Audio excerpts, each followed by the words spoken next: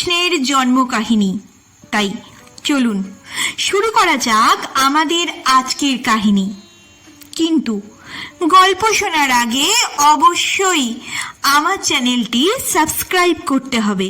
তাহলে চলুন তাড়াতাড়ি চ্যানেলটি সাবস্ক্রাইব করে আমাদের আজকের গল্প শুরু করা যাক।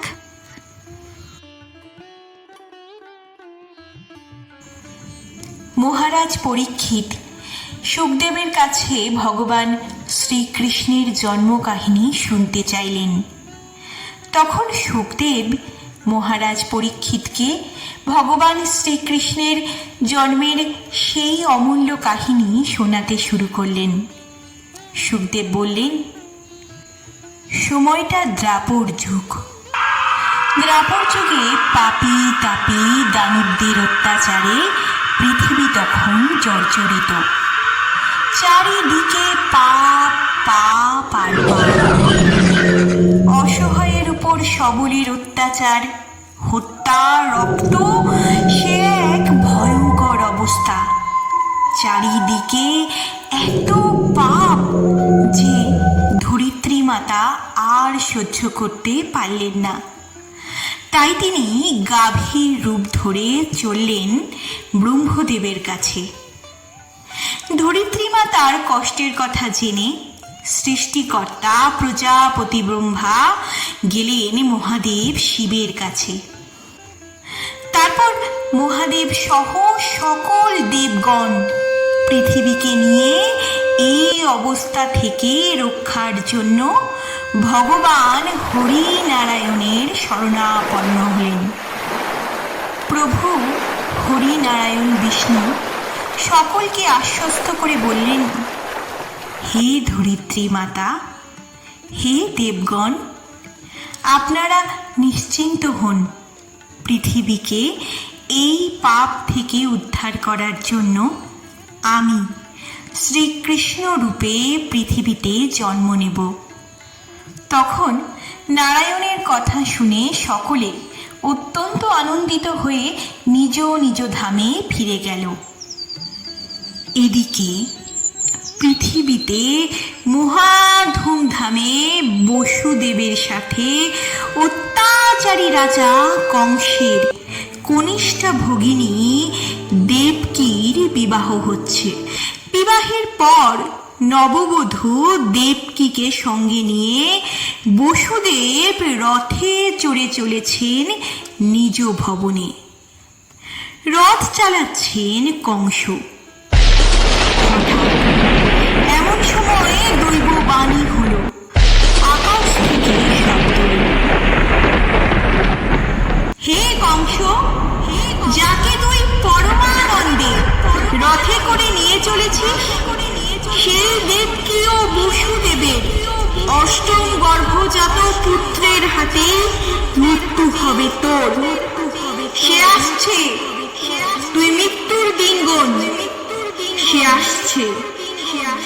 আর এই আকাশবাণী শুনে কংস তার তলোয়ার বের করে দেবকীর চুলের মুঠি ধরে তার গলা কাটতে উদ্যত হল। তখন স্ত্রী দেবকীকে বাঁচাতে বসুদেব কংসের কাছে কাকুতি মিনতি করতে শুরু করলেন। বসুদেব বললেন, কংস, আমি তোমার কাছে কথা দিচ্ছি, আমার সকল সন্তানকে আমি জন্ম মুহূর্তেই তোমার হাতে তুলে দেব। তুমি তাদের হত্যা করো, কিন্তু দয়া করে দেবকীকে ছেড়ে দাও। বসুদেবের কথায় কংস দেবকীকে ছেড়ে তো দিলেন, কিন্তু কংস আদেশ দিল যাতে বসুদেব আর দেবকীকে কারারুদ্ধ করা হয়। কংসের কথা মতো তাই হলো। বসুদেব আর দেবকীকে কারারুদ্ধ করা হলো। যথা সময়ে দেবকী প্রথম সন্তানের জন্ম দিল। এই খবর পৌঁছে গেল মহারাজা কংসের কাছে। অত্যাচারী রাজা কংস কংস তখন কারাগারে এসে দেবকীর প্রথম সন্তানকে পাথরে আছড়ে মেরে ফেলল। আর এইভাবে দেবকীর 6টি সন্তানকে নির্মমভাবে হত্যা করল কংস। এবার দেবকীর 7ম সন্তান জন্ম নেবার কথা, কিন্তু এই সন্তানকে তো হত্যা করতে দিলে চলবে না, কারণ এবার জন্ম নেবে শ্রীকৃষ্ণের লীলা সঙ্গী নারায়ণের শেষনাগের অবতার বলরাম। তাই নারায়ণ এবার যোগমায়াকে স্মরণ করলেন। তখন নারায়ণের নির্দেশে যোগমায়া দেবকীর সেই 7ম গর্ভের সন্তানকে তার গর্ভ থেকে সরিয়ে নন্দালয়ে রোহিণীর গর্ভে স্থাপন করলেন। যথা সময়ে বলরাম নন্দালয়ে রোহিণীর গর্ভ থেকে জন্ম নিল। এরপর জন্ম নেবে জগতের রক্ষাকারী স্বয়ং ভগবান। পৃথিবী সহ প্রকৃতি মাতা সবুজ সুন্দরভাবে সেজে উঠল। পাখিরা কলকাকলিতে মুখরিত করে তুলল চারিদিক। সে এক আনন্দ ঘন সুন্দর পরিবেশ। চারিদিকে যেন আনন্দের বন্যা বয়ে চলেছে। যথা সময়ে সেই পবিত্র মুহূর্ত উপস্থিত হলো। সময়টা ভাদ্র মাস, আকাশে রোহিণী নক্ষত্র, অষ্টমী তিথি। শ্রীকৃষ্ণ কংসের কারাগারে জন্ম নিলেন। যোগমায়ার মায়ায় কারাগারের সমস্ত প্রহরীরা গভীর ঘুমে আচ্ছন্ন হয়ে গেল। ভগবান স্বয়ং তার পিতা বসুদেবকে নির্দেশ দিলেন। প্রভু বললেন, পিতা, আমারে রাখিয়া আসো নন্দের ভবনে, আর সেথা হতে মাতা যশোদার কন্যারে তুমি আনিবে হেথায়।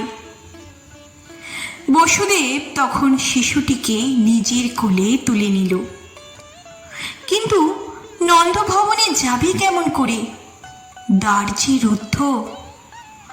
বসুদেব শিশুকে কোলে নিয়ে কারাগারের সামনে যেতেই ভগবানের পায়ের স্পর্শে সেই বন্ধ কারাগারের দরজা নিজে থেকেই খুলে গেল।